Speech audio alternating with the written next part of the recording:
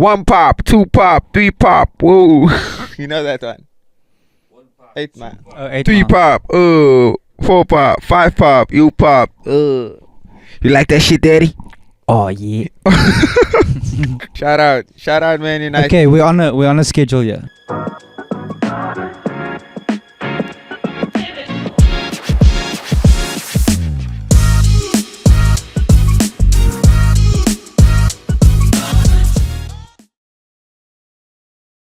Yo. Morning. This is Gremlin. This is Kane. And welcome back to the Let's Talk Foreplay podcast. At the home of the DJ School, Eminem Pro DJ Academy. We actually didn't do that last week, eh? Yeah, it's okay. Yeah. Shout out to Kwena Music for hosting us, Kwena Recordings. And welcome back to JTI. Yeah. Back in the building, flexing on us with his old ass Man United shirt. You had to go get that one out the dungeon. His shit was smelling like mothballs when he got it out the cupboard. Mothballs. I can get the smell out my clothes. Oh no. Yeah, JTI, it's fine, bro. Yeah, you guys are saving football right You now. are. I'd rather deal with a Man United fan than an Arsenal one. Arsenal playing fans some are great unbearable, bro. No, genuinely.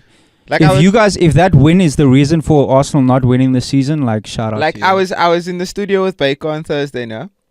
And like during our break we were like talking about like football and whatever. And I asked that man with a straight face.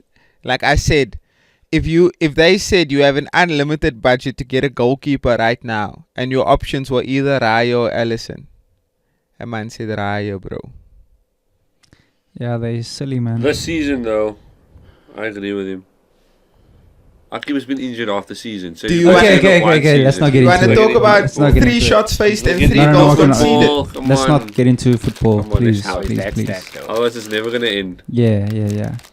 All right. So obviously, fantastic first episode back last week. Shout out to Azo. Azalani. It's definitely been one of our. It's probably our best It is our performing best episode so performing far. episode, Yeah. yeah. So well done to Azo. Yeah. It also helps that he's never done one of those before. So obviously, For sure. he had a lot of interesting people in the comments section. Yeah, there was some guy that was shitting on us, bro. Shitted on him. was shitting on us, bro. Shitted on He him. said we're gonna be obsolete. Yeah. And He called us cock. okay, cool, Yeah. man. It's alright. It's okay. You win though. some, you lose some. Yeah.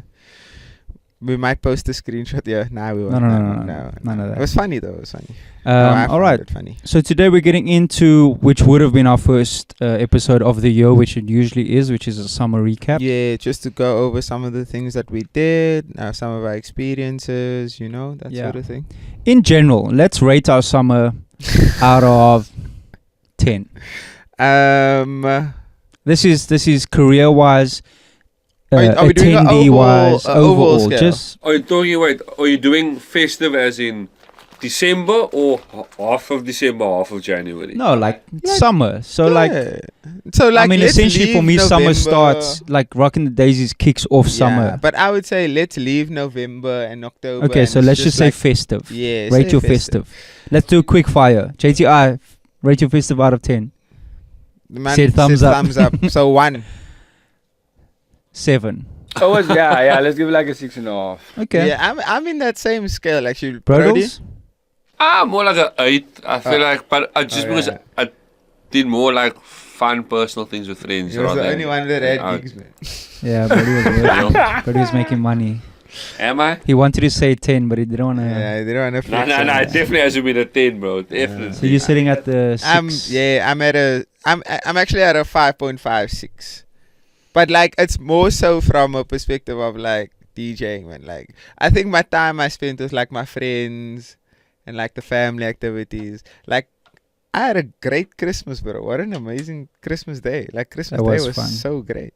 That night was hilarious, It was bro. fucking Never amazing again. night, bro. So like the stuff with like the friends, like the family, it was like dope. Industry was a bit strange. Mm. Yeah, so like collectively leaning more towards a 6. Okay. I agree with you. I think career wise, comparatively, Yeah, but to that's the problem. We're previous, always yeah. comparing it. Yeah, comparison is a thief of joy, as they say. That is what they say. that's very Bars. true. So yeah, it was it was good. Also, family-wise, family and friends-wise, fantastic. Just career-wise, it was just fine. Yeah. It wasn't bad. It wasn't amazing. But we had yeah. our moments, little So let's get into it in detail. So sparkle. what we have done is we've compiled a few of our talking points over the summer, and we're just going to touch on them really quickly. We're not going to have another 2-hour episode, hopefully. Yeah. Brody said we can't make long episodes when we don't have content to talk about. Yeah. Sorry. Valid. The smallest violin in the world. Before we start, while we're at the beginning of the episode, let's plug our comings and goings for this weekend. So, of course, we have, by the time this is, you'll know about the Azo Clutch podcast, Inside the Sound. Not podcast. Azo Clutch workshop.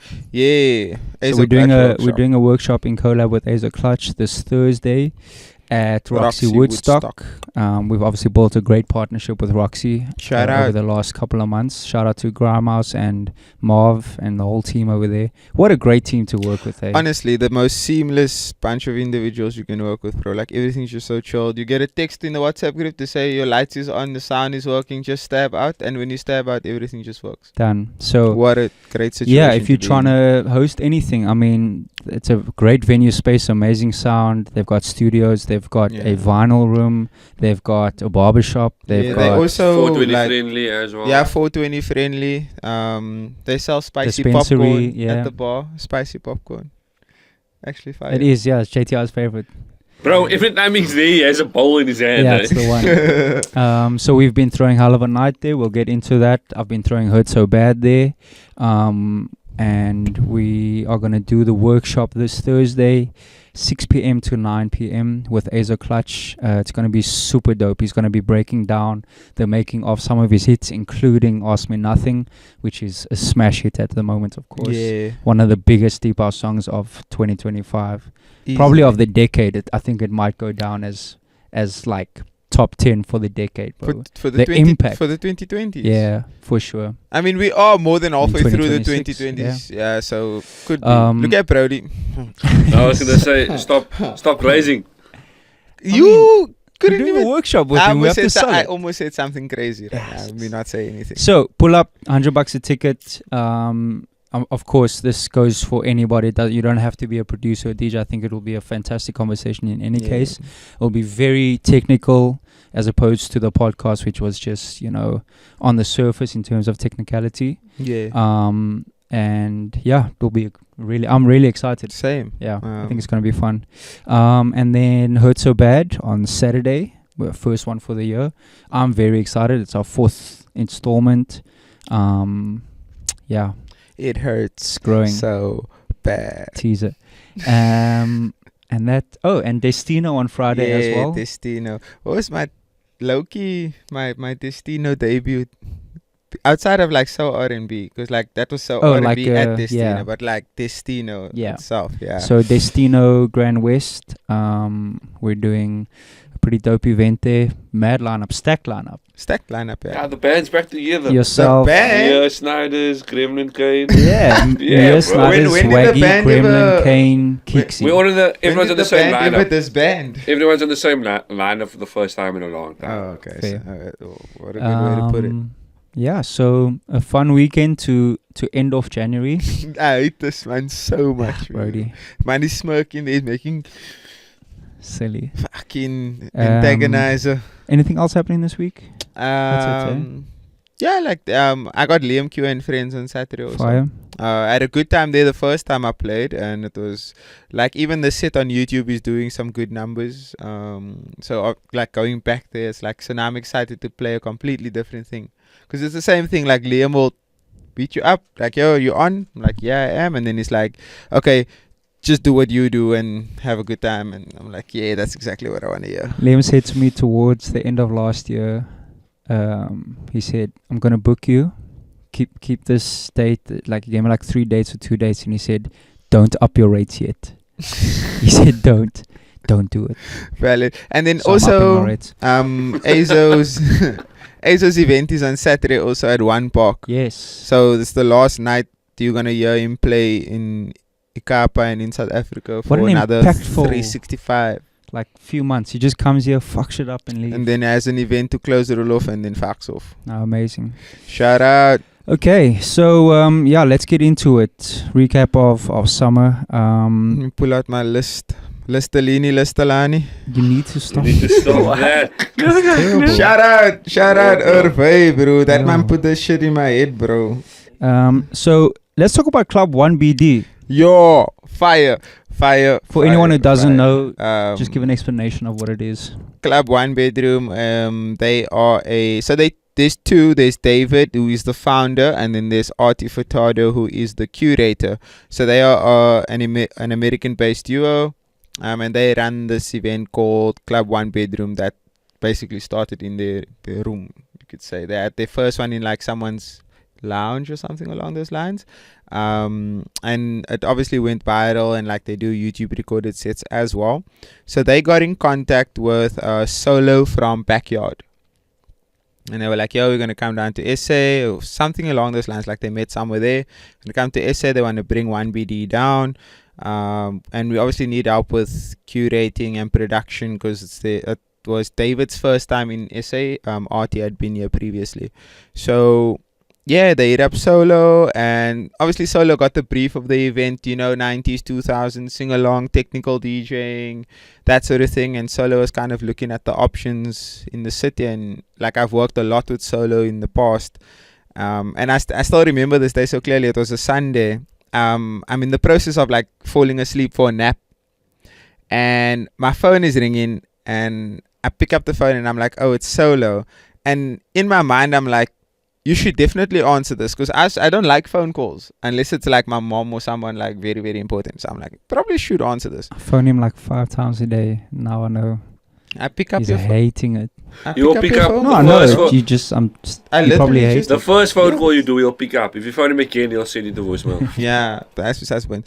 So I pick up the phone, and he's like, yo, how you doing? I'm like, yo, I'm good. He's like, yo, Club 1BD, they doing the curation and production. Am I available on first Thursday? They like my profile. They like what they've seen on some of my clips and that, and they want to like put me on. I was like, yo, let's go.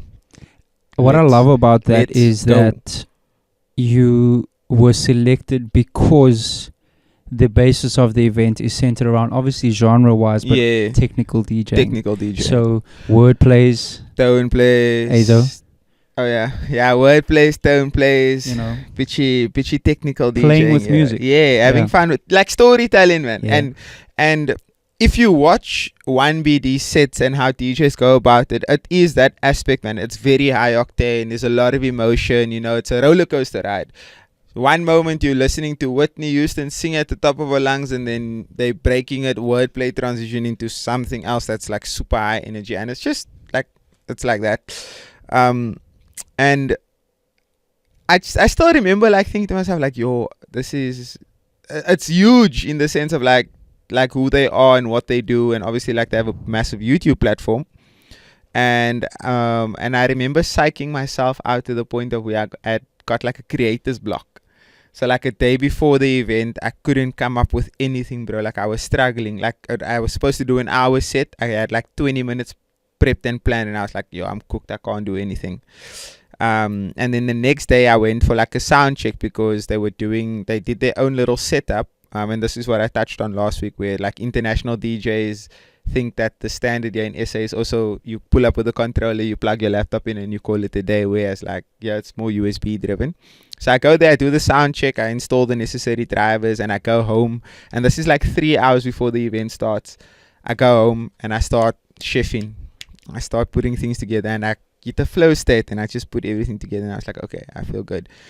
And this is like the other thing about that whole experience that kind of took me out, because it's like we go to 1BD and we're listening to, and Kixie was playing first, and we're listening to Kixie, and like Kixie's doing her thing, getting people onto the dance floor, getting them moving, and whatever the case may be. And like she did really well in that aspect, and for that time as well. And then David gets on, and David is like super technical as well. And the crowd was so locked in with the technical aspect of this event. They're expecting David and Artie to go and do word plays and tone plays and all of these cool transitions because it's obviously what they see on YouTube.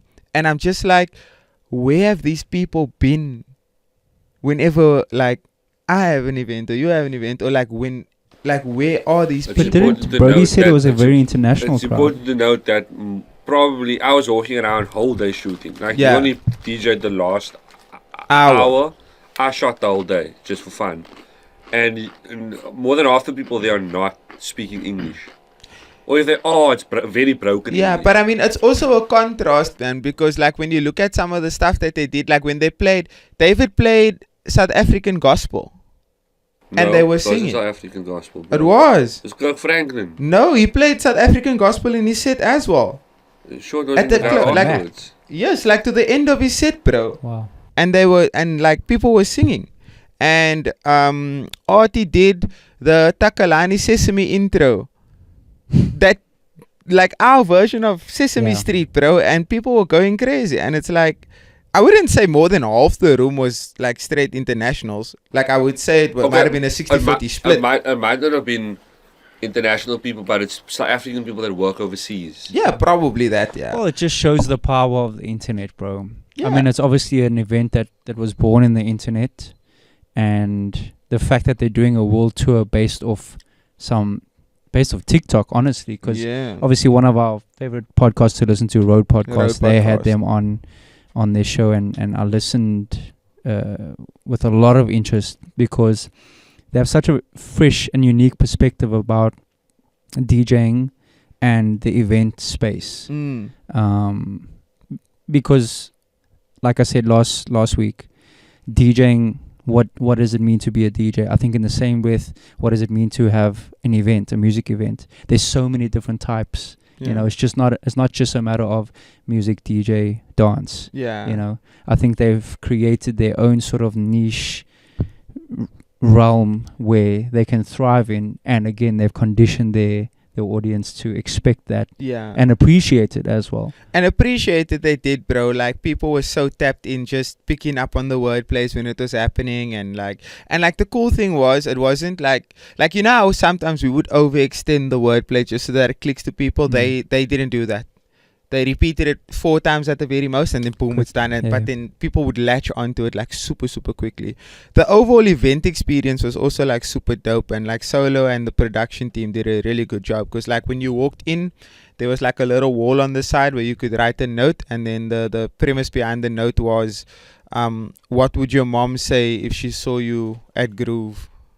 And you like had to write a little note of what you think your mom would say if she ever had to see you at Groove. Almost like putting it into your psyche that you need to behave. Like, don't be an Kinda, asshole. Don't. I mean, catch to on be cut. fair, if you think about the event, a lot of people were drunk. Yeah. They were. It was more like They were living in the moment. subculture. It was like subculture. So it's Yes. if I'm gonna buy a bottle, it's a bottle of wine, and I'm sipping. I'm not saping. Yeah. And Very like different. they had like fans, 1BD fans, because like it's hot. Bro, It's like- tangible products, Bro. tangible marketing. Didn't you see the fan at your birthday? yeah, My yeah. So niece like was they had holding it. that, and then And obviously the dress code too. They had yeah, a theme. the dress code was and browns brown and beige. neutral tones. Yeah.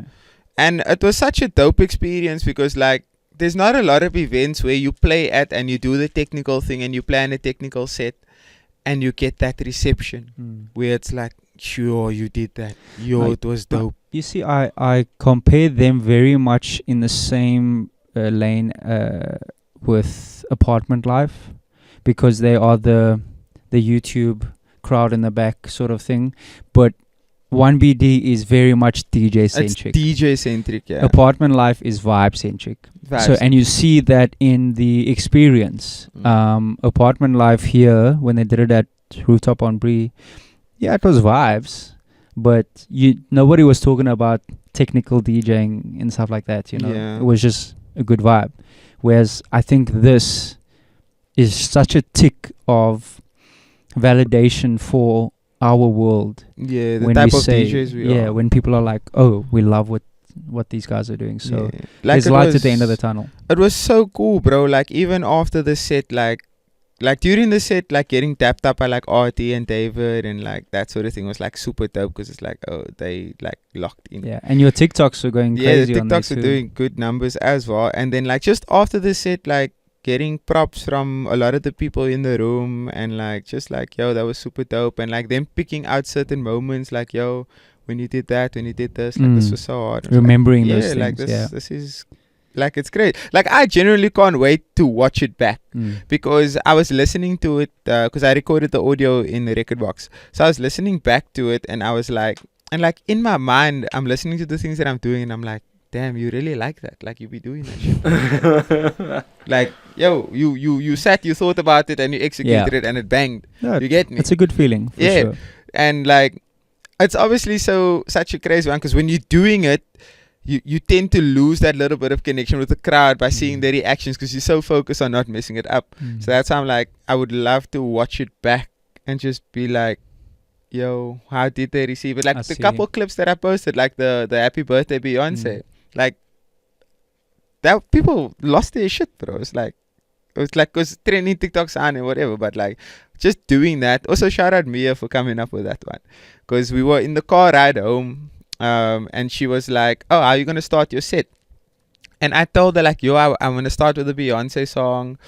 But my initial idea was to do something with You Don't Know My Name into a different Beyonce song. But then I was like, but I don't know how I feel about that. And then I had the other idea of like just starting with Upgrade You. And then she was like, why don't you do Happy Birthday Beyonce and then go into that? And I was like, you know what? Say less. I will be there. Mia, you need to keep this shit for yourself, bro. Man, Mia, one day Mia's... I She said... needs to one day, lock in and level up. one day Mia's going to come to me and she's going to say, I'm ready to play with the laptop. Good. And we will be there. I'll send you the registration link to Eminem Pro DJ. You're going to charge our friends, bro. Nice, but bro. yeah, beautiful experience. And then they went over to Joburg, sold out 2 more dates.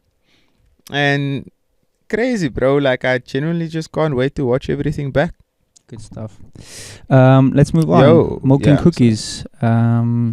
Of course. Okay, I never went. I would have liked to. I was doing a wedding that day, but we'll get into that because it the weddings. was a fascinating wedding.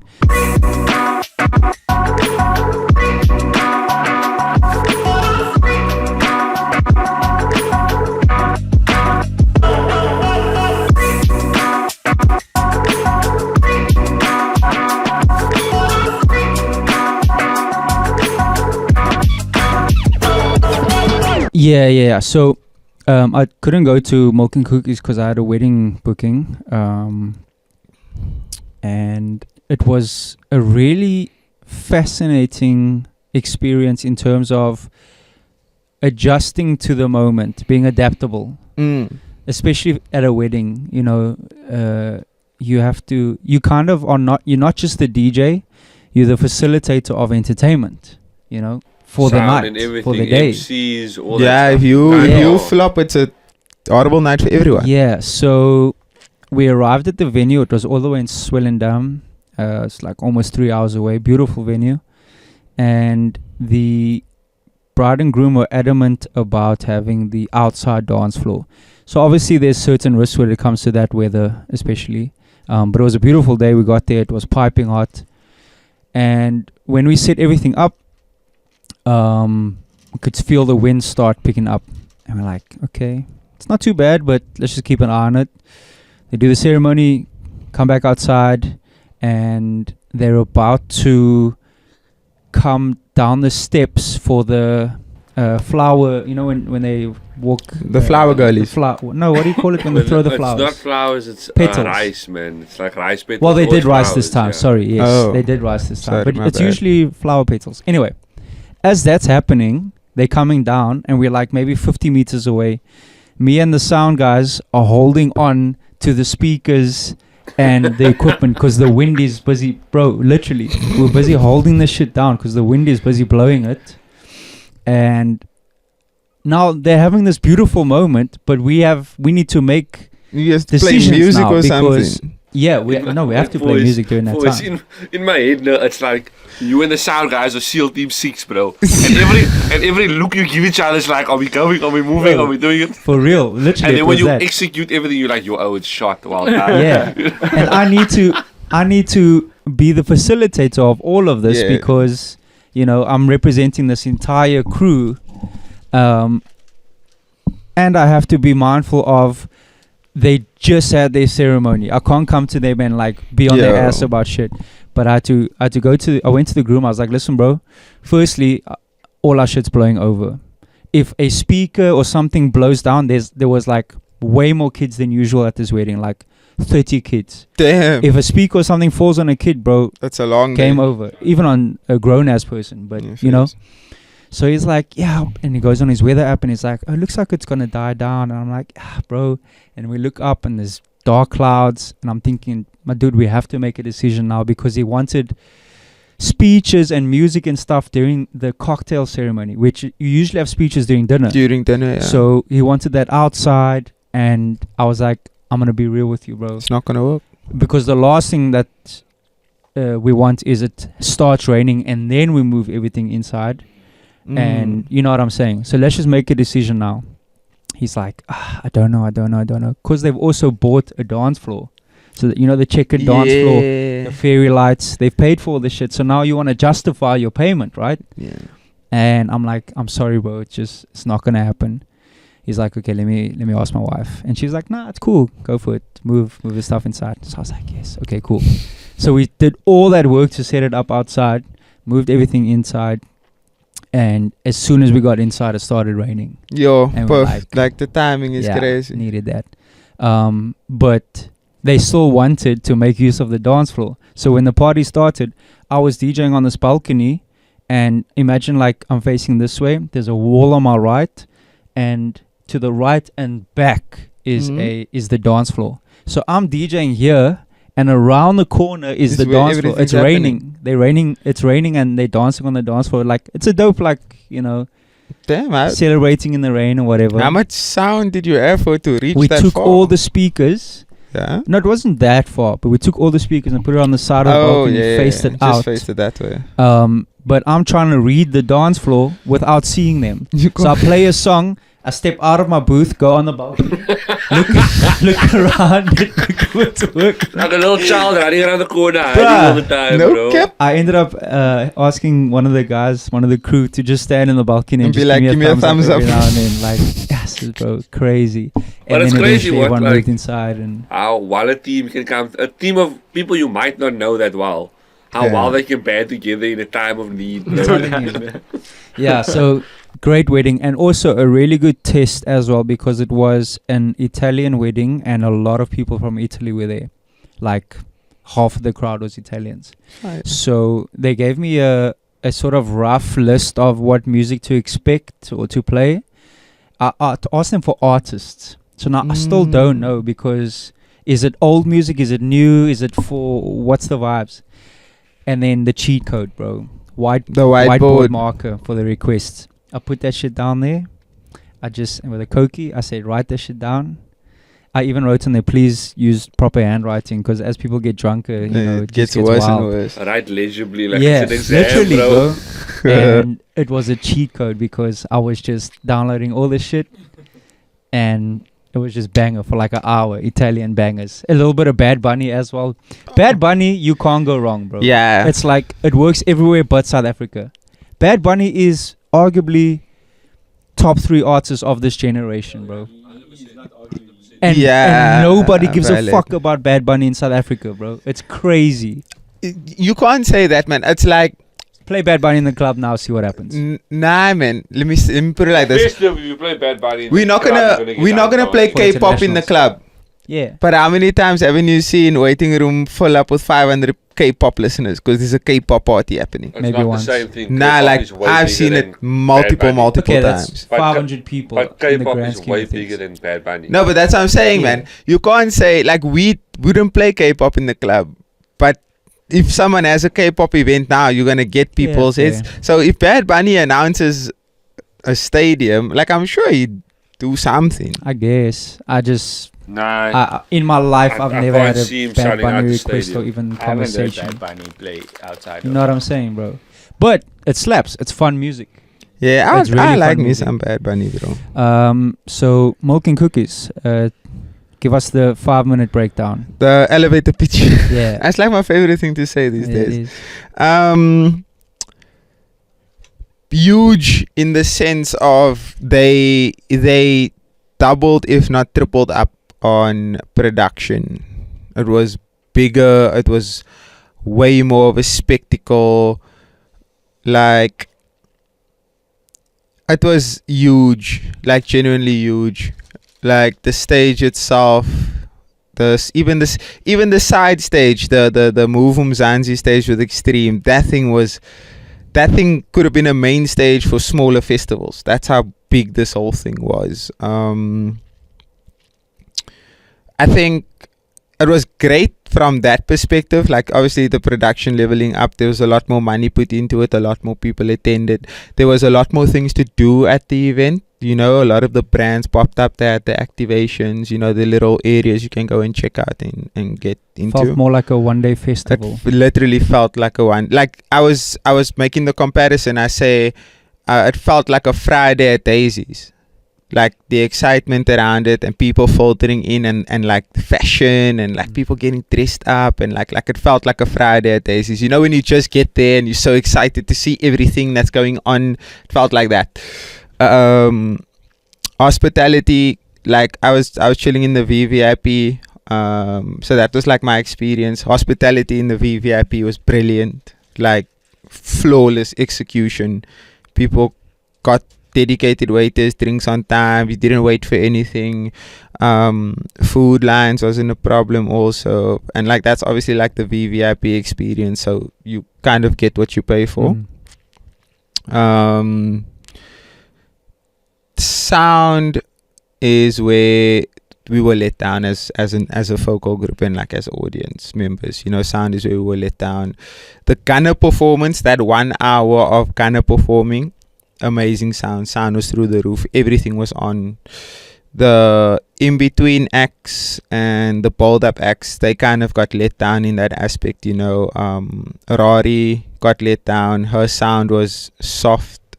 You could barely hear and feel like a 808 rumble from some of the stuff that she was playing. You know, that was kind of sad and a letdown. Majid Jordan, I was super excited to watch their performance. I couldn't really hear a lot of his mic. Didn't feel like it was just soft. Odile, for the first like minute of Odile's set, his mic was off. You know, his opening song, you couldn't hear him sing. Mic was off. Youngster had an amazing performance. Youngster absolutely killed that shit, and he had like 20 minutes. Like he murked that shit, bro. Energy was up, the crowd was feeling it, the vibes was silly. Like he cooked the silly one, bro. Nice. Like that was dope. The DJs on the main stage, like I said, they were let down in terms of sound, you know. Like it just felt like when the live performances were on, the sound got pushed up, and then when the supporting acts came through, like the DJs, you know, the sound kind of got pushed down. That could be a conscious decision, though. It could be. Well, because you feel that impact then. But if it was executed correctly. But it's also a major drop in energy. Because if you're looking at the type of artists that they had, Majid Jordan and Odile, R&B, alternative singing artists, Youngster being Youngster and Nasty C being the only hip hop guys. Youngster. Nasty C also only performed like for 20 minutes of his scheduled 45 minutes, because he also had technical difficulties. Like from what I heard was, he had problems or he had difficulty setting up his auto-tune, and then that caused a lot of problems in that regard. So that's what went wrong there, or just from what I've heard. And then obviously with Gunner being a rap artist, that's energy. But like for me, the supporting DJs in between, like Banks and Venom and Rory, those sets are so pivotal in terms of keeping your crowd engaged and keeping them active, that you kind of want to give them the loudness so that the energy can translate from what they're doing on stage into the crowd. I feel like maybe there's a possibility that, again, it's a conscious decision not only for impact but also for regulation. So imagine you have this packed main dance floor. You also trying to sell you're trying to sell food and drinks. So those in between sets are used as time to go to the bathroom, go to go get food and stuff like that. So maybe it's a thing of let's do it on purpose, maybe, so that can happen and give people a chance to just reset before the big acts come on, especially around Gunna's performance. Yeah, no, I get you. Or it could just be coincidence. I don't know. I get you on that perspective. Like if you're looking at it from that perspective, you can kind of give it a pass and be like, oh, it makes sense. Yeah. But like at the end of the day, I left VVIP, for example, and I went into Golden Circle, and I'm one fence jump away from the stage, and I couldn't feel the impact of any of the music that was being played. Even Gunna's performance. No, the Gunna performance was, like I said, that's a completely different thing. There, everything got raised. I feel like it was one of those things of all the performing artists. You get this bar of sound or this bar of how much we give you, and then once it gets to the main artist, then everything's more impactful because that makes sense. That I get, but it's also like I'm speaking from a spectator standpoint. You know, I'm on the dance floor and I don't feel the energy being translated from what the performer in front of me is doing through the sound, and I think if there weren't any other technical issues, and that was the case, then you could be like, oh, they did it on purpose. But because there was so much shit, you get the sense that they were fucking up. Nah, but I even speaking to one of the guys on the Milk and Cookies team, and like this is like the US team and not the SA team. Like I got him at 1BD after my set, and I spoke to him and I still congratulated him and his team on like the huge success of the event, because it was huge, bro. Like over 20,000 people. Yeah. Like it was huge.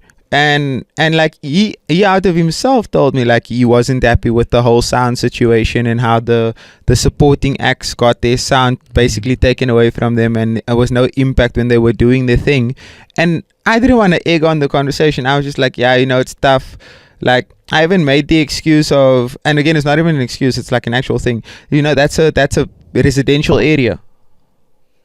I mean, there has been issues. Even Ultra, bro. I went to an Ultra a couple of years ago with Skrillex. Skrillex closed Ultra. We were right in front, and it was like, where's the energy? Where is that? Boom. When you feel that shit in your throat. And that's what we were missing, So like I said, we got that for the Gunna performance where everything was flawless. You could, and the cool thing was Gunna had live backtracks. So it was live recorded by a band, right? And he obviously put it on a backtrack and then he rapped over it. So there wasn't an actual band there. Interesting. And it felt, the sound was so good that it felt like there was a band on stage with him. Wow. And that's how I knew like the capabilities of the sound.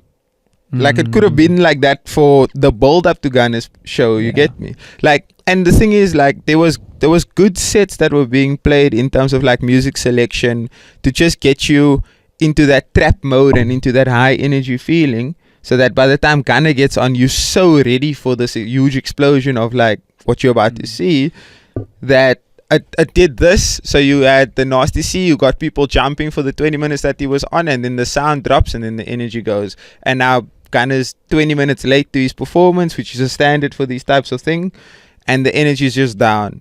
And to no fault of the performer, it's just that the sound was taken away, and now the energy is down, and now people are complaining, and the crowd is moaning, and people start making booing sounds, and it's like, yo, it's not even this person's fault. You could, because some obviously people will straight away say, why did he come out half an hour after or 25 minutes later or whatever, but it could have been a case of he's sitting there or waiting for sound to actually get things 1000%, bro. But that's what I'm saying, like, it's like a DJ, like a Roux flying Fucking off and flying cutting the off. electricity line, and I get booed. You know what I mean? Yeah, that's what I'm Like, saying. It's It's just like, the only point of contact you have is the performer. yeah, like you were a victim of circumstance Yeah. there, you know, and like, and for me it was like, yo, this is kind of crazy because it's like something as simple as just like you can take the energy from here, but don't take it all the way there. You know, bring it down subtly, but Sure. at least give us something to keep the energy there, to keep us entertained until Ghana comes. Because now you actually working on stage, you Rory, you putting in the performance, you putting in the time, and you putting in the energy for this thing, but the team around you is dropping your sound and kind of letting you down, and that's now whatever you're doing on stage is not translating to the people in front of you. Let me ask you: do you think Joburg had the same issues? I wanted to check in with Teddy, but Teddy didn't go. So Teddy was going to be my point of I contact. didn't see any, because normally you'll see stuff on TikTok. You'll see I didn't stuff see on anything Instagram. on I didn't TikTok see about anything Joburg, bro. 2 years in a row, Cape Town is the test run to get all the the kinks and the Or it could just be issues that out. the infrastructure in Joburg is already set up well enough for that. Yeah, but infrastructure in Joburg is not a problem, and like we hear this all the time. But I'm People, also talking about, I'm not talking about But infrastructure. surely it's a as in the travelling setting. I'm team. talking about, but I'm talking about they must have hired sound in that city. You're not going to drive with your sound and your production. You know what I mean? who knows? So in terms of infrastructure, I'm saying there's Yeah. people there on the ground yeah, that are more but Possible. knowledgeable. but I'm saying I mean, come no, on, bro. no, We've you put can't on have a world-class festival Well, and I'm not not saying- be I'm not- knowledgeable, bro. I'm saying Why Joe- do you get so defensive? no, I'm bro? saying because it could be a doesn't make case of- sense that it could be a case of in Joburg they're just a bit tighter, a bit more defined. no. to me it's this exact same people doing the work. It's not a different team. It's not a different. It's the same production It's the team, exact bro. same team. So like my thing is in Joburg, they're more free when it comes to these types of things. Like we know, people have told us in Joburg you can have an event at any point in time and no one will care. Like no one will care about sound and like issues and problems and that sort of thing. So maybe in Joburg it's a situation of they can do whatever they want and get away with it. Whereas in Possibly. Cape Town it's a bit more restrictive. Possibly. Okay. Moving on. Was that the elevator pitch? Yeah. It took like 15 minutes. It's alright. Come on, Um, met Burj Khalifa, bro. That's how long it took. Shit. I want to touch on the new space I've found myself in recently. The new crowd and market that I've been playing to. So it started early December. Actually, before that, it was the year before, 2024. I played at a place called Duchess of West Beach in Sea Point. Just like a after party vibe. Didn't think much of it. Quick 1 hour in and out. Did my thing. And then I got invited for the same after party last December. But I played like 4 hours. And the owner and the staff, like, they were just, they were loving it. And I was like, okay, cool, doing my thing. That's great to hear. And then they wanted me back. And I got booked like 3 or 4 more times since then.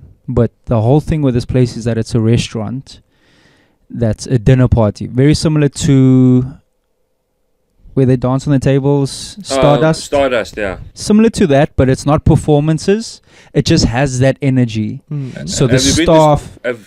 Have you been to Stardust? So Stardust is drama students, singing students, all those like creative students from UCT, UWC, CPUT. They work at a restaurant and they serve you, but while you're having your food, the person serving you will go up on stage and do a song. Oh. Yeah. So they're performing, but they're waitering as well. So they're serving you. So like your waiter's busy serving you. Next thing you're singing on the stage. And doing it well. Wow. Yeah. Wow. So Duchess is a similar vibe, but they're not performing. There is one of the guys, Gordon, the one that booked me. He's like a performer. So he'll stand on the tables and like dance and go boss and whatever. But it's like it's a thing of they've almost built this like tradition of certain things, certain songs and certain moments. So at a certain point, the kitchen closes. So it's a full on like, 4-star, 5-star restaurant or whatever. Very like upper echelon sort of market. A lot of internationals, and then the kitchen closes and then they set me up in the kitchen. So you know, like the line. The pass, yeah. Yeah, in the past. So they set me up over there. Right before that, the kitchen, all those kitchen staff, they get their pots and pans and they start like banging it and they sing along to songs. Then they have the girls stand up on the pass, on the tables. They go crazy. All the staff do like mad shit there. And then I DJ afterwards. So from like, it's weird because they'll tell me to get there at maybe 10:30. Maybe I'll start 10:30 or I'll start at 12. Yeah. It like you don't know what's gonna happen, so you're just sitting there Chilling. like waiting for it to happen. But it's been a challenge because it's not a crowd that I'm just gonna play straight hip hop and trap. Like it's pop, it's house, it's disco, it's throwbacks, it's Sure, it's Elton John, but then it's also Fred again and kind of music. Like it's the such a big range. And then obviously I'll do my half an hour, 45 minutes of like hip hop routines and stuff like that, and they love it. But it also gets to a point where like, okay, too much hip hop now. Yeah. Switch it up. Switch it up. And also the requests work there so well too. Like I'm so open to requests in a place like that because I'm like, what do they actually want? Then It's you'll probably hear different Spanish people. music. It's probably different people all the time, Yeah, right? 'Cause Yeah. it's a all the dinner time. party. It's such a different, like the one toward January 1st at the New Year's Day. There was a group of, were they Ethiopians, I think? So they were asking for Ethiopian music, and I was just playing that. It was like 20 of them, and I played that to them, and they were vibing out. We closed at 2 o'clock in the morning for a restaurant. That's And then the crazy. next week, it's like Germans, and the week after that, it's Dutch people or whatever. So do you walk in there with your whiteboard and you set up your whiteboard? No, not Nah, that. there Don't was take no the whiteboard No, there. No, don't take the whiteboard. But it's just been such a good challenge to get out of my usual comfort zone and actually flex my skills as a open format DJ in the real sense of open format, you know, and downloading new versions of songs that I would never ever play before. Like I found a banger of Sure Believe. You know that song? Do you believe? Bro, banger. I found even the original is a banger. Yeah. But the premise of it is like I figured that all they want is to sing along. It doesn't matter what it is as long as you can sing along to it. So if a rap song has a dope hook, but they start rapping in the middle of it and you can't really rap along to it, you lose them. Yeah. So it's been cool, bro. Very It's good like challenge. it's like walking the line between commercial and being able to experiment also with other Exactly. sort of stuff. So I'm still doing stems and all that shit. Like I'm still being very technical with it.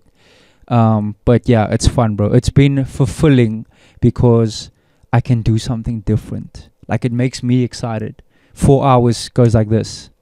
You know what I mean? Can you tell them the story about if you buy a bottle or something like that? Oh yeah. So they have This is- like I love the story. they It's have like hilarious, bro.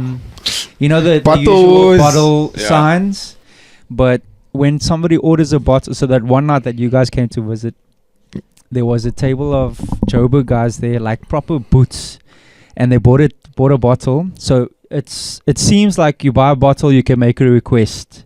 Song And they play the request, yeah. song, and then the crowd comes out. The staff comes out. They have the board, but you can put whatever on the board.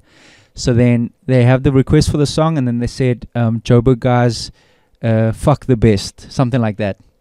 And then there was a table of Nigerians next to them, Nigerian guys. So they got a song, put a Nigerian, I think they put like Burna Boy on or something, and they said, Nigerians fuck better. And then a group of girls bought a bottle, and they put a song on and they said, let's test the theory. So it's like, it's that type of vibe. It's like bro. cheeky. Yeah. The owner, like it starts with the owner, bro, Teresa. She's like, I don't know how old she is, but she's maybe like 60. She's naughty, bro. Oh. She's the one, do you want a tequila? Do you want a tequila? Come to me, do you want a tequila? Then they someone do a round of shots for everybody in the draw. That's It's crazy. like- That's crazy. Yeah, it's just a fun, different experience. Yeah. And that's the key word. It's an experience. When we came to visit you, the people going inside. You said we visited you. We didn't really Yeah, we visit didn't go you. We in. stood outside and we spoke to you for a little bit. But it seems like that's like it's a family evening out. They're not gonna go out for a while, or they go out maybe once a month, Yeah. or they're on holiday. So I can see it being Yeah. that. I mean, there was the last time I played, there was a German crowd that came late. So some people come just for the jewel. Yeah.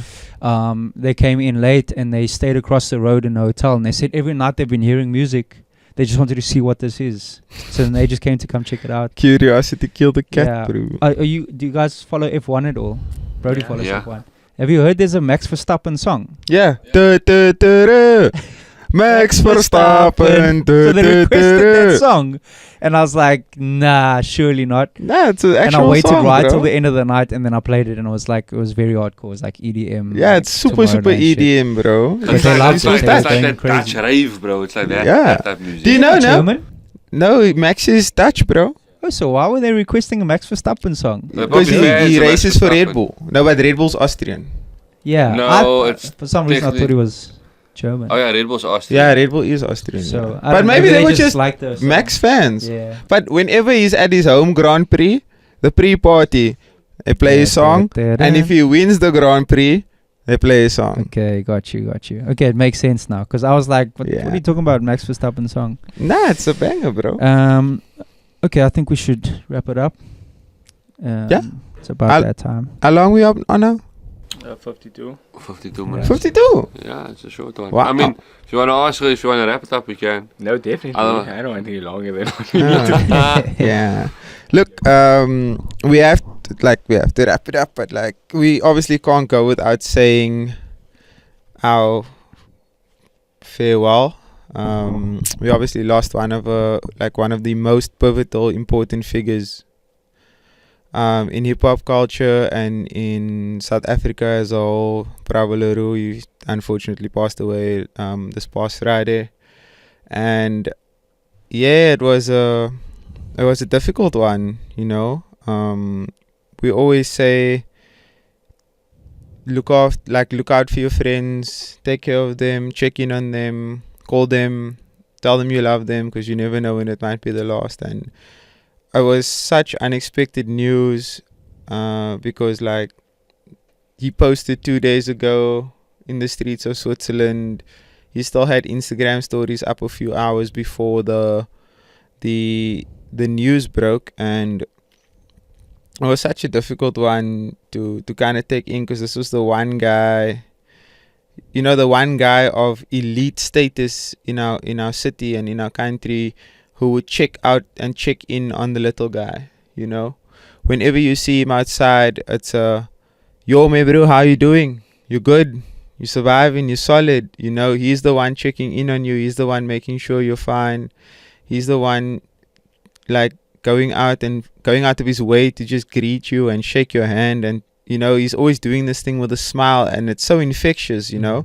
Like I was saying that when I was chatting to Reese Luna, he's the owner of Kick, and I was chatting to him and I was telling him like one of my last interactions with Bravo was at a Halloween store where you buy costumes and stuff, and he was with his wife and his kid, and I was wearing this same jumper, and he comes to me and he's like, yo, where's this bro? And I'm like, Reese. And he's like, yeah, I haven't seen him in a long time. I miss him. Like, I haven't seen him on the internet and stuff. And I'm like, nah, Reese is busy, bro. He's rebranding. He's doing this new project, Blank Mason. And the first words that comes out of his mouth is like, yeah, I'm glad. You must push, you know, you must continue doing this thing that he's doing. And that's the energy that he had for everybody and everyone's projects and everyone's passions. Like, he was that one person to keep you motivated and to keep you pushing. Like I was telling Reese, he was that one bro, after you had a conversation with him, you left that conversation feeling like you could take on the world by yourself. And that Truly. just encapsulates Bravo's energy as a whole. And yeah, it's tough, it's unexpected. And like I was telling Reese, the only thing we can do now is make him proud, you know. He obviously had a lot of faith and belief in us as a youth and as a culture. And he lived this hip-hop shit. He breathed this hip-hop shit. And all we can do is treasure it and keep it alive and continue pushing and fighting. Truly, bro. Great words, man. Yeah, I only have amazing memories of him.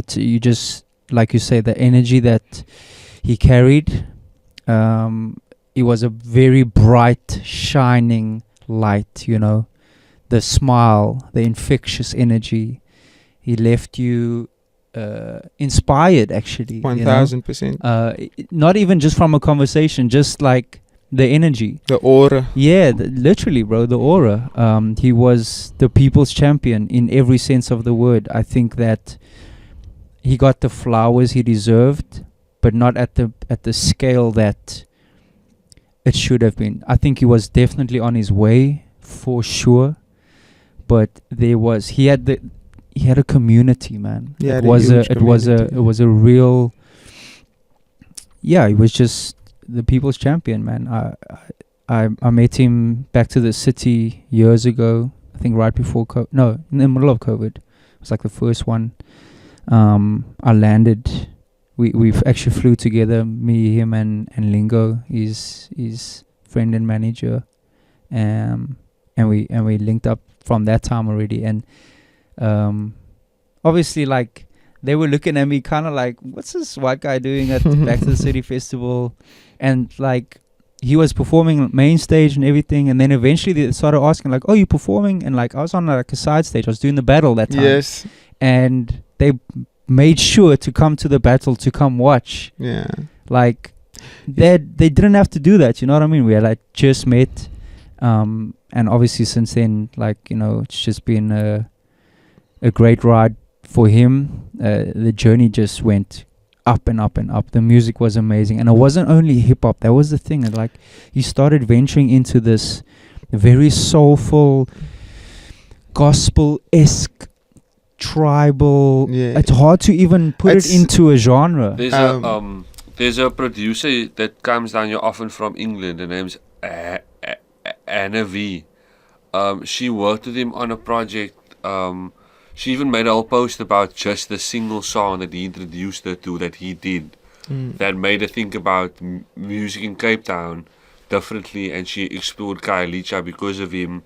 And there's a woman from England that has produced for Skepta, Rihanna, that type of beat, and she got to see all the music, not just hip hop, but everything that he introduced her to. She got to see it through someone that was born here, and how they feel about uplifting the community. Yeah. So seeing her post also is very much like, do you know one what of those emotional things. You know what they made me realize that he's him.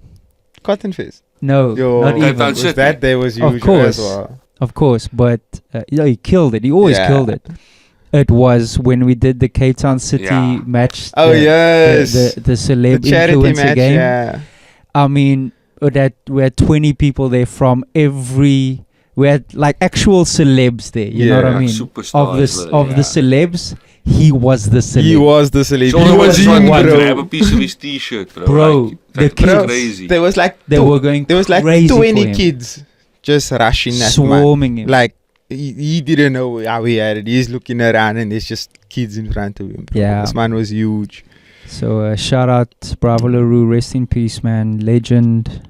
The streets will never forget. Never, bro. man. And now we just like hope that the legacy continues in some way or another. Of course, he leaves behind a family, and many friends and fans, supporters. Like, that's one thing about him, you know. Like, he always showed up for others, man. Like, he doesn't need to stay for your set. He doesn't need to go and check on you and those things. But the fact that he made it a big part of his personality and a big part of who he is to do that. Like, you were talking about the whole music thing and how he infused traditional, like, Xhosa gospel music and what he was doing. On Thursday in the studio, I was with Simulation Raps and Baker, and we were just going through like various artists, and we were talking about one of Sim's friends who's also on this traditional music journey now, where he's trying to fuse rap and traditional Xhosa music. And we looked at each other and we were like, there's one bro who did this perfectly, and we were giving him his flowers, and it was like, Bravo's the one guy who did this so seamlessly, so effortlessly, and it just made so much sense when he did it. And then the Friday the news breaks, and it's like, how can we go from one day picking up someone in the studio to the next day having to look at it like this? So yeah, it was tough, bro. Like, it's super personal for me, man. Like, it's super personal. It's super deep. I've worked with him, and like there was a lot of work still to be done, and I just feel super heavy when I have to think back, and it's like we won't be able to complete the stuff that we had set out for ourselves. And yeah, that's not an easy one. Yeah, but of course grateful for the Time spent. man. Yeah, 100%. Grateful for you guys, man. Shout out. Yeah. Love you guys. For real. Brody, thumbs up. Spin. Sometimes, no, Brody. See you guys next week. Thank you for your time. I can feel an energy shift in the podcast. I can feel an energy shift in day-to-day life. We didn't touch on our year planning, but having said that, I'd like to give a teaser to our episode next week, which is going to tie very well into the conversation we just had, and of course with Bravo as well, a man very important to Bravo. Yeah. Sive the DJ. That is going to be a great episode. We're going to chat mindset. I'm excited for that one. Yeah. Discipline. Changing just your culture shifts. Yeah. Bro. Changing your Longevity awareness. as well. Longevity. Longevity. Yeah. Going to be a great conversation. So look forward to that one.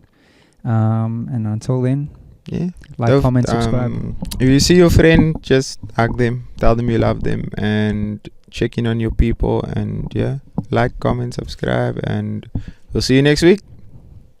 Peace.